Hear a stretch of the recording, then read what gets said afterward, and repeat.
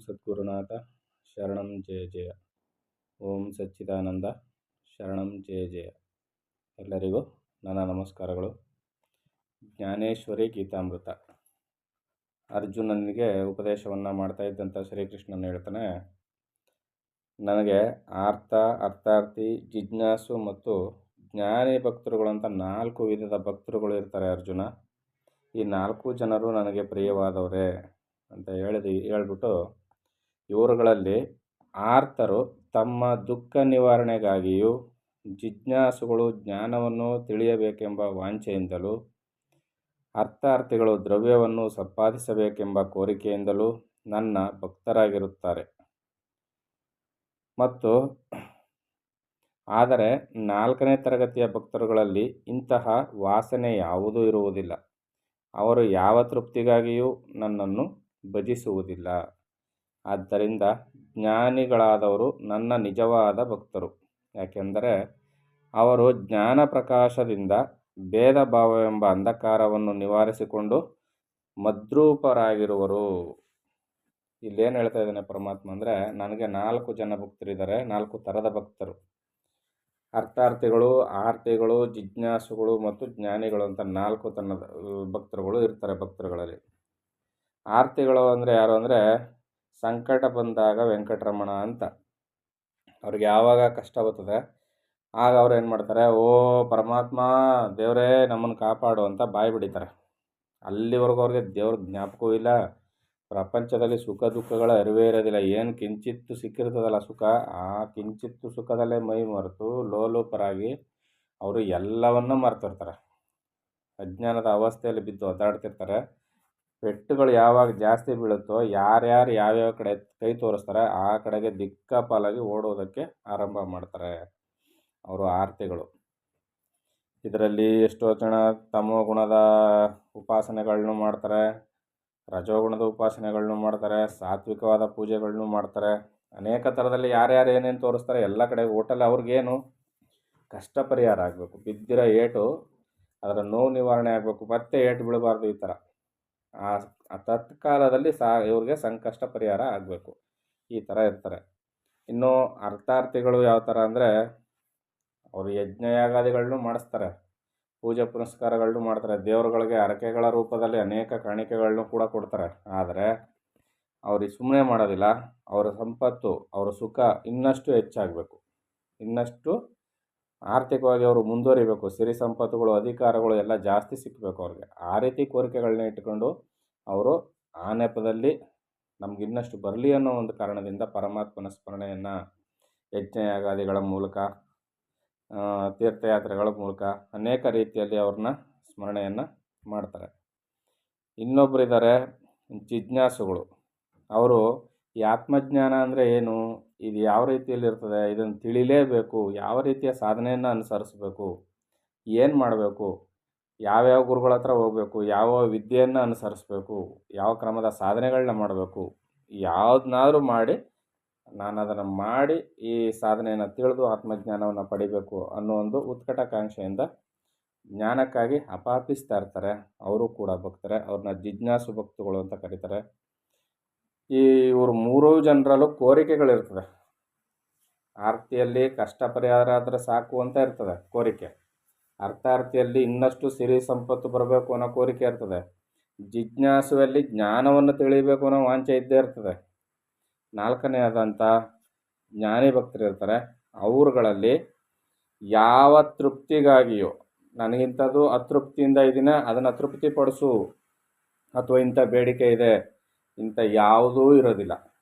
ಕೇವಲ ಸೋಹಂ, ನಾನೇ ಪರಮಾತ್ಮನೆಂಬ ದೃಷ್ಟಿಯಿಂದ ಅವರು ಜ್ಞಾನಿಗಳಾಗಿರ್ತಾರೆ.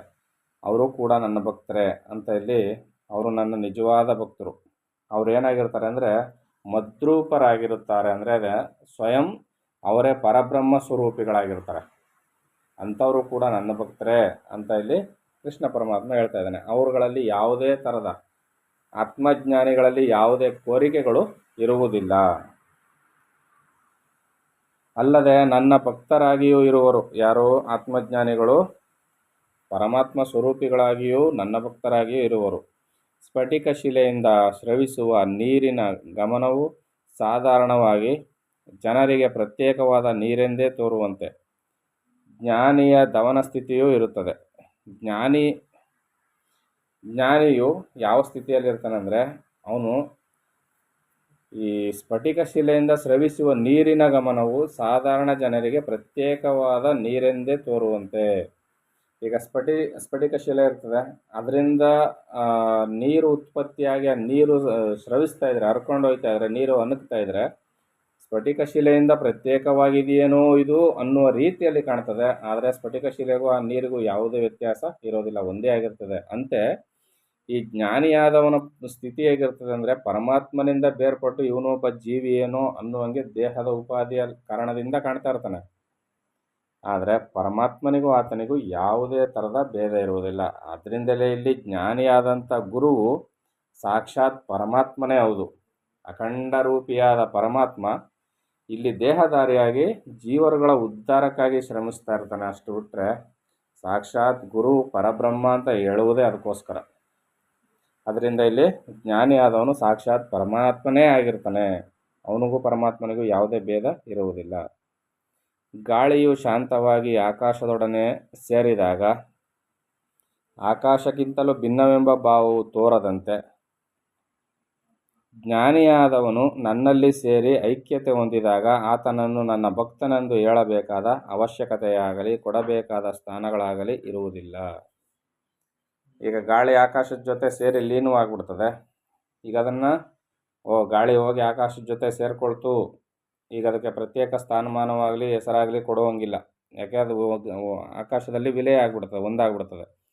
ಇಲ್ಲಿ ಕೂಡ ಜ್ಞಾನಿಯಾದವನು ಪರಮಾತ್ಮನಲ್ಲಿ ಸೇರಿ ಐಕ್ಯತೆಯನ್ನು ಹೊಂದಿದಾಗ ಆತನನ್ನು ನನ್ನ ಭಕ್ತನೆಂದು ಹೇಳಬೇಕಾದ ಅವಶ್ಯಕತೆ ಇಲ್ಲ. ಜ್ಞಾನಿಯನ್ನು ಇಲ್ಲಿ 4 ವಿಧದ ಭಕ್ತರಲ್ಲಿ ಜ್ಞಾನಿಗಳು ಕೂಡ ನನ್ನ ಭಕ್ತರು ಅಂತ ಹೇಳಿದ್ರಲ್ಲ, ಅದೊಂದು ಸುಮ್ಮನೆ ನಂಬರ್ಗೋಸ್ಕರ ಹೇಳಿದು, ಒಂದು ಸಂಖ್ಯೆಯನ್ನು ತೋರಿಸ್ಲಿಕ್ಕೆ. ಆದರೆ ಅಲ್ಲಿ ಅವನು ಭಕ್ತನಲ್ಲ, ಅವನೇ ಸಾಕ್ಷಾತ್ ಪರಮಾತ್ಮನೇ ತಾನಾಗಿರ್ತಾನೆ.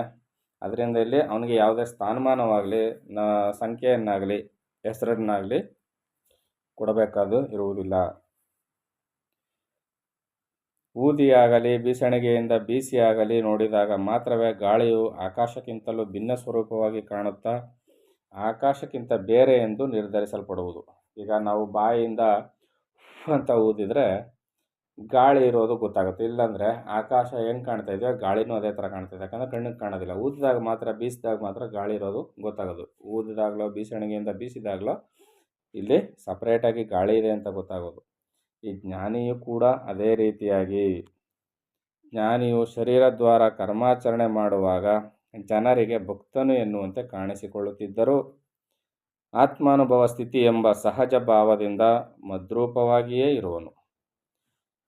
ಇಲ್ಲಿ ಹೇಗೆ ಊದಿ ನೋಡಿದಾಗ ಬೀಸಿ ನೋಡಿದಾಗ ಗಾಳಿ ಇರುವುದು ಪ್ರತ್ಯೇಕವಾಗಿ ಗಾಳಿ ಇದೆ ಅಂತ ಗೊತ್ತಾಗುತ್ತೋ, ಅದೇ ರೀತಿಯಲ್ಲಿ ಈ ಜ್ಞಾನಿಯಾದವನು ಕೂಡ ಇಂದ್ರಿಯಗಳ ಮೂಲಕ ಕರ್ಮಗಳನ್ನು ಮಾಡುವಾಗ, ಯಾಕಂದರೆ ಶರೀರ ಇರುವವರೆಗೂ ಅವನು ಕರ್ಮವನ್ನು ಮಾಡಲೇಬೇಕಲ್ಲ, ಕರ್ಮವನ್ನು ಮಾಡುವಾಗ ಪ್ರತ್ಯೇಕವಾಗಿದ್ದಾನೆ ಒಬ್ಬನು ಅಂತ ಕಾಣಿಸ್ಕೊಳ್ತಾನೆ ಹೊರತು, ಅಲ್ಲದೇ ಇದ್ದಾಗ ಆತನು ಪರಬ್ರಹ್ಮ ಸ್ಥಿತಿಯಲ್ಲೇ ಸದಾಕಾಲ ಇರ್ತಾನೆ.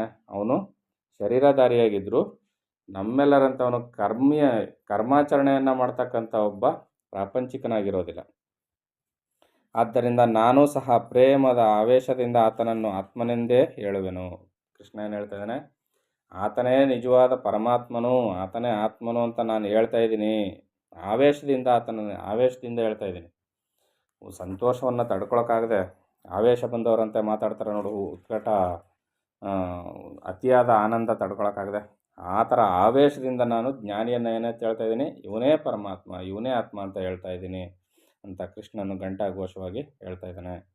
ಆತ್ಮಸ್ವರೂಪದ ಸಂಕೇತವನ್ನು ಗುರುತಿಸಿ ಆಚರಿಸಬಲ್ಲ ಜೀವಾತ್ಮನು ದೇಹಿಯಾಗಿ ತೋರಿದರೂ ಪರಮಾತ್ಮ ತತ್ವಕ್ಕೆ ಭಿನ್ನನಾಗಿರಬಲ್ಲನ. ಅವನು ದೇಹಧಾರಿಯಾಗಿದ್ದರೂ ಕೂಡ ಪರಮಾತ್ಮ ತತ್ವಕ್ಕಿಂತ ಅವನು ಭಿನ್ನವಾಗಿ ಏನಿಲ್ಲ. ಅವನು ನಿಜವಾಗಿಯೂ ಅವನೇ ಪರಮಾತ್ಮ. ಅರ್ಜುನ, ಈ ರೀತಿಯಲ್ಲಿ ನೀನು ಜ್ಞಾನಿ ಭಕ್ತರುಗಳನ್ನ ಕಾಣು ಅಂತ ನಮಗೆ ಜ್ಞಾನಿ ಭಕ್ತರುಗಳನ್ನ ಅಥವಾ ಜ್ಞಾನಿಗಳ ಒಂದು ಸ್ಥಿತಿಯನ್ನು ತಿಳಿಸಿ ಹೇಳ್ತಾ ಇದ್ದಾನೆ. ಇನ್ನು ಮುಂದುವರೆದು ಏನು ಹೇಳ್ತಾನೆ ಅಂತ ನೋಡೋಣ. ಎಲ್ಲರಿಗೂ ಒಳ್ಳೆಯದಾಗಲಿ. ಓಂ ಸದ್ಗುರುನಾಥ ಶರಣಂ ಜಯ ಜಯ. ಓಂ ಸಚ್ಚಿದಾನಂದ ಶರಣಂ ಜಯ ಜಯ. ಹರಿ ಓಂ ತತ್ಸತ್. ಹರಿ ಓಂ ತತ್ಸತ್. ಹರಿ ಓಂ ತತ್ಸತ್.